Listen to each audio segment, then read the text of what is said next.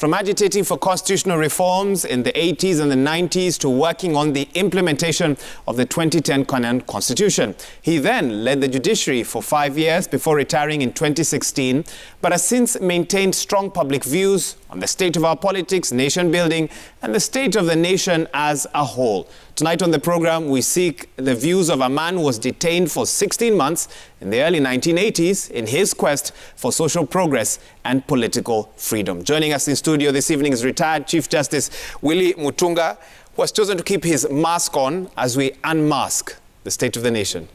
Chief Justice Emeritus, thank you for finding time for us on Newsnight. Yeah, thanks for inviting me. We are grateful for this opportunity, and maybe let's just get started. You've never shied away from giving your views on the state of the nation. Tonight, if a stranger or a foreigner is watching this program this evening, what's the state of the nation today? The state of the nation. Well, there are a lot of things you can say about, about that.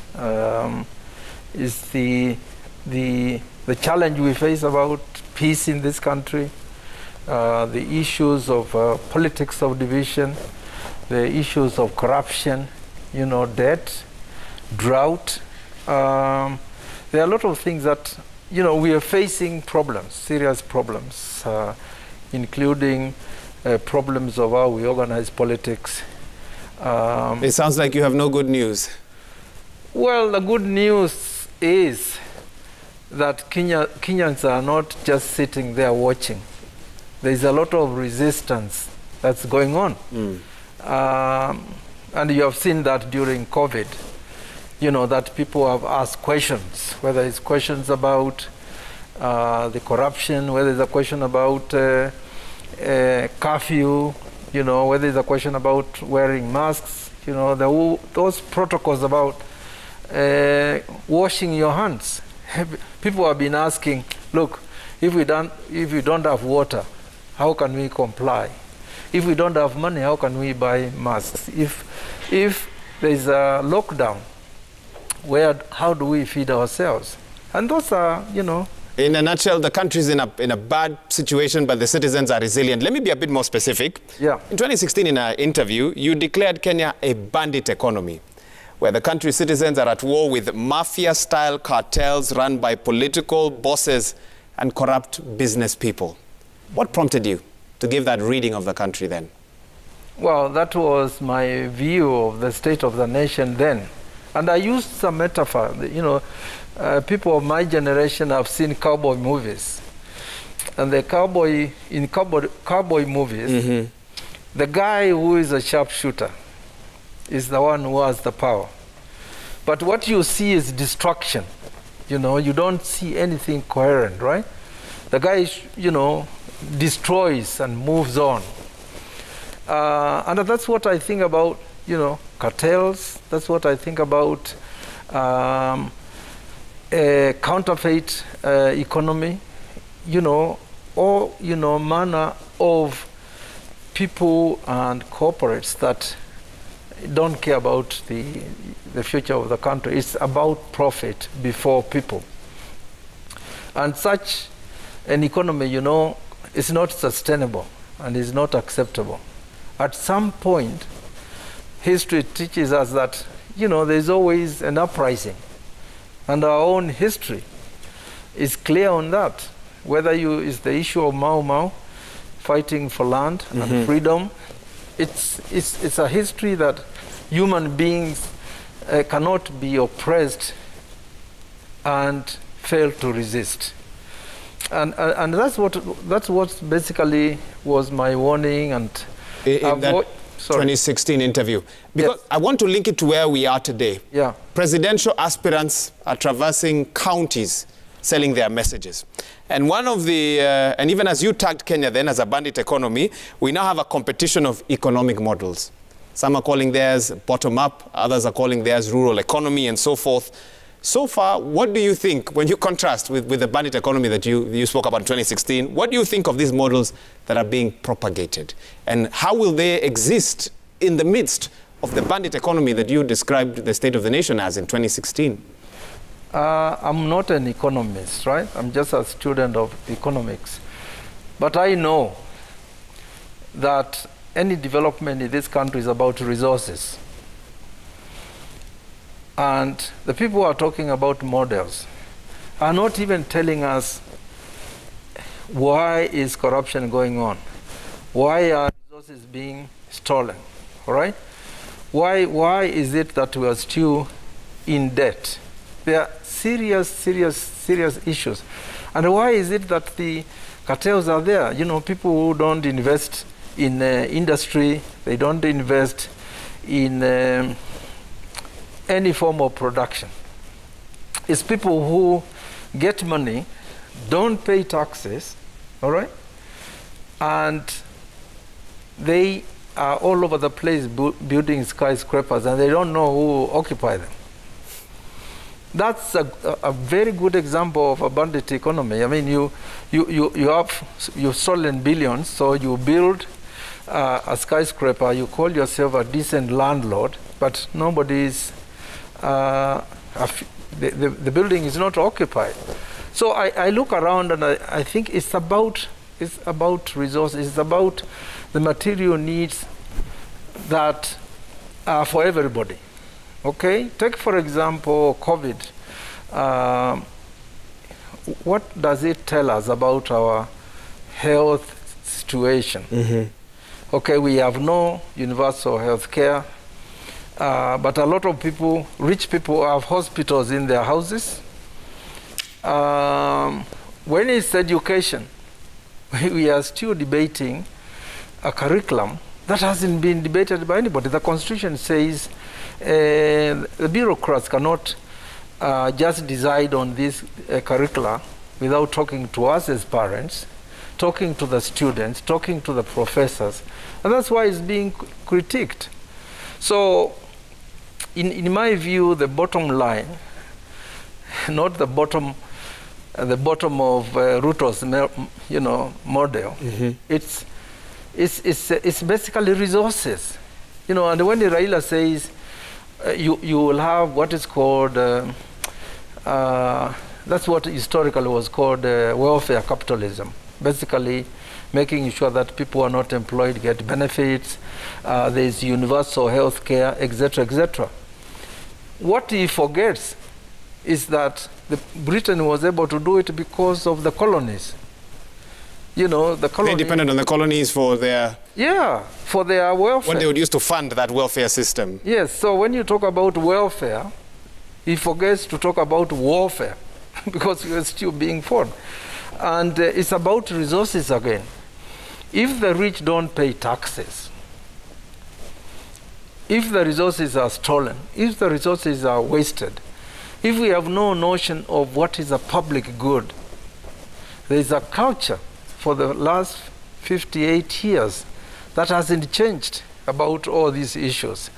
And because of politics of division, the barons can basically run all over the place, telling people, you know, what's a wheelbarrow if you get a wheelbarrow? What are you going to do with a wheelbarrow? If it's 6,000 shillings you get, what are you going to do with it? But a lot of people will listen if they are told that there will be dispensaries and clinics all over the place so that if you get sick, you can go there and you get medicine. Okay?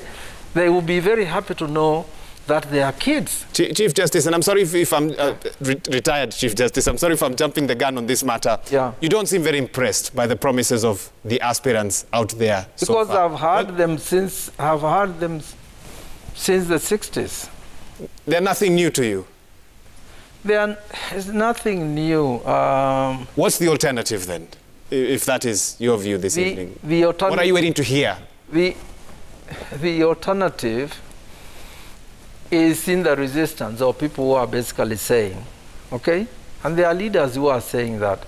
If a leader is genuine and says resources should not be, stolen, okay? If we have, as they say, there are some counties that have managed their resources properly, that's a good example, okay? I've lived in this country, since the 70s, I've looked at this issue. Mm-hmm. And what I see is that resistance where people keep on asking questions and we get we get gains. It's not that Kenya has been just stagnant since the 70s. You can follow gains that have been made and that we have consolidated over the period, okay? But what we haven't had is a political leadership, okay? It's a political leadership that does what it says it is going to do. It's a political leadership that places wealth before people, okay? And you're describing the ruling party, opposition, all in the same basket. Yeah, you know, well, they have to be in the same basket. Because not drawing the line here. Yeah, at the moment, what do you have? You have a faction of Jubilee working with the opposition, and a faction of Jubilee calling itself opposition. What a good example to have for a dictatorship. You know, we've given the rest of the world, you know. Are we in a dictatorship? Well, we have always been. We have a 2010 constitution, Dr. Mutunga, that you shepherded. Surely it was meant to keep us away. But they don't breathe life into it. If anything, they want to dismember it. BBC is a good example of that. BBI? BBI. BBI is a good example of that. When you look at provincial administration that was supposed to be restructured, when you look at the money that is supposed to go to the counties, if you talk to the governors, they're always complaining, you know, that they are not getting the money that they should, okay? An issue of resources as well. So the implementation, okay, has been about clawing back the gains that we have made. That's what I see, you know, struggles to basically claw back the most important pillars of the Constitution. And if it wasn't for the judiciary, that has put a break to some of these, and just some, you know, the Constitution will be not a constitution to talk of. I want us to talk a bit about the judiciary shortly. And remember, for our viewers, 22422 is the SMS line. Hashtag is Newsnight. Some very interesting thoughts here from the retired Chief Justice. You had a wide-ranging interview this year, in June, with the International Crisis Group. You said some things that I'd like to get clarity on. One, on the Deputy President, you described him, like any other Kenyan politician, as being opportunistic. The example you gave was that in the 2010 Constitution, he never supported it. Along with the churches, he was vehemently against it. And that he's part of the league of politicians, and you said almost like all politicians, who never tell the truth. Do you still hold that position? Yeah, and if they tell it, probably by accident. Including the Deputy President? Those are your views on him? Yeah. It's I mean, you go to social media, and you see people who are tracking what these guys have been said for decades. It's just that because of, you know, because of their cleverness, I have never underestimated them, the way they organize their politics. Because if you do that, you cannot really start to understand what makes them have a following. Anybody who has a following has to be praised for it, okay? And this politics of division, whether it's on the basis of ethnicity, gender, generation, race, you know, occupation, clan, all these, you know, they are very, very, very important. Even now, are you surprised that our politicians are they support Premier League teams? Okay, the Deputy President and Raila are supposed to be Arsenal. My friend Suleiman Shabal is in Arsenal, okay? Soon they are going to divide the youth on the basis of foreign teams that don't mean anything to us, okay? Football is great, but we don't have to support foreign teams. Ask a lot of people who is the captain of the Harambee Stars, they probably don't know.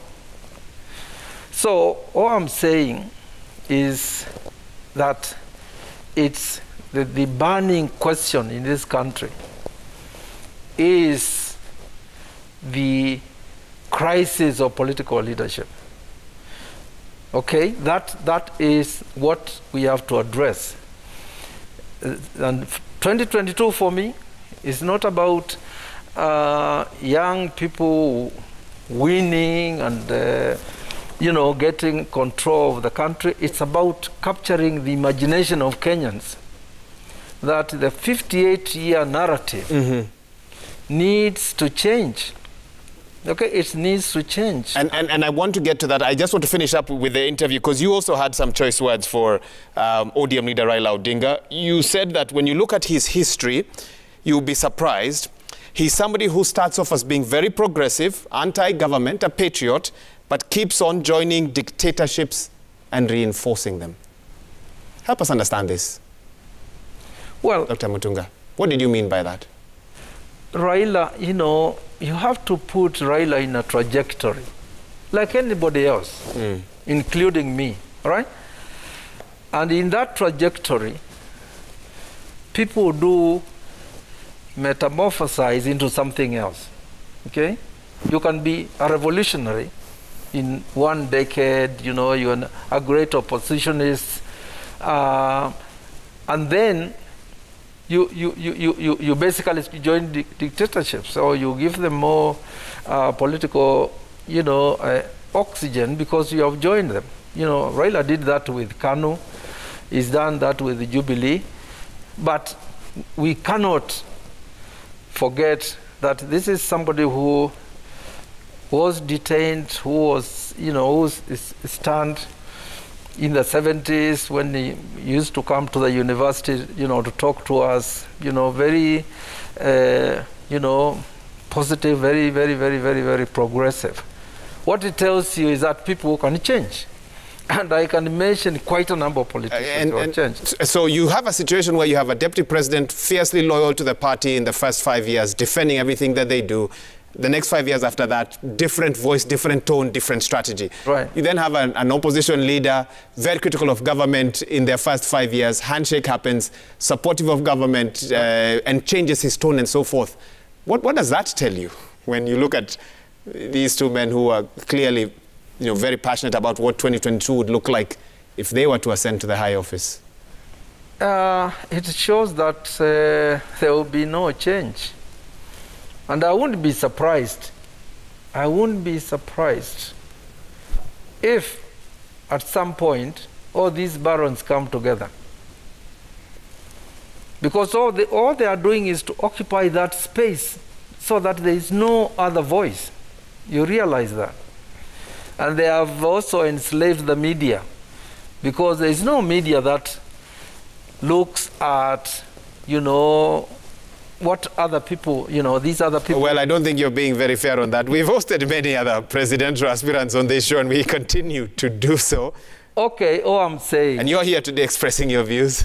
Yes, I thank you for, giving the opportunity, and breathing life in my freedom of speech. But all I'm saying is,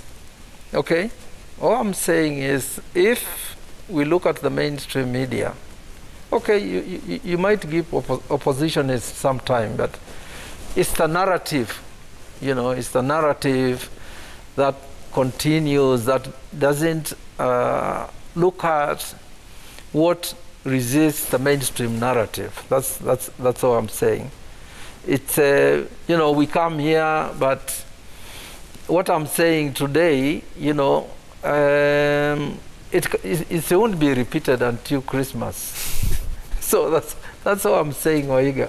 I think you need to be a bit more fair with us. Before we take a short break, I also need to read feedback. I'm told we have a lot of that as well. You've spoken about next year will not be about young people taking leadership. It will be about capturing the imagination of the populace again. But some would say there have been previous instances where the imagination of the populace was captured, and a few years later, the dream of the animal farm, if you remember, yes. I'm sure you know that story quite well, became a different story altogether. Briefly, what will be different about next year in your view from previous transitions? Yeah, what I was saying when I talked about next year, it's the issue. I'm not denying that this country has had waves, where you know, the major narrative is shaken. You know, it happened with NARC, you know, given the Moi dictatorship at the time. And the country and the opposition, they were able to come forward and focus on that as the main issue and change it. So there is, you know, a possibility of that. But I'm also aware that although 80% of our population is youth under 35, not all of them, and that's 40 million. But I'm sure the 40 million won't vote. So I'm looking at that, and I'm not also disagreeing with you that people do come in. You can have youths with, you know, great visions, and they get into the Raila trajectory, and the status quo continues. So it's the people themselves. It's how you organize politics and the political parties themselves.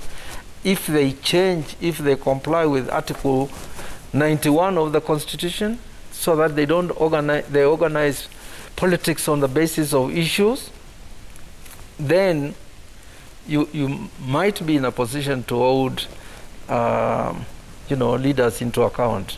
At the moment, I don't think we have that capacity. Retired Chief Justice Willy Mutunga live here on Newsnight this evening, masked but unmasking the state of the nation, how he sees it, a little bit about the state of politics. When we come back, he keeps talking about alternative leadership. Does he have any ideas? We're going to listen to him on that. But also corruption, the elephant in the room that we keep going on about. What's his view on that? And of course the judiciary as well. We do have to talk about that. 2242 is the SMS line.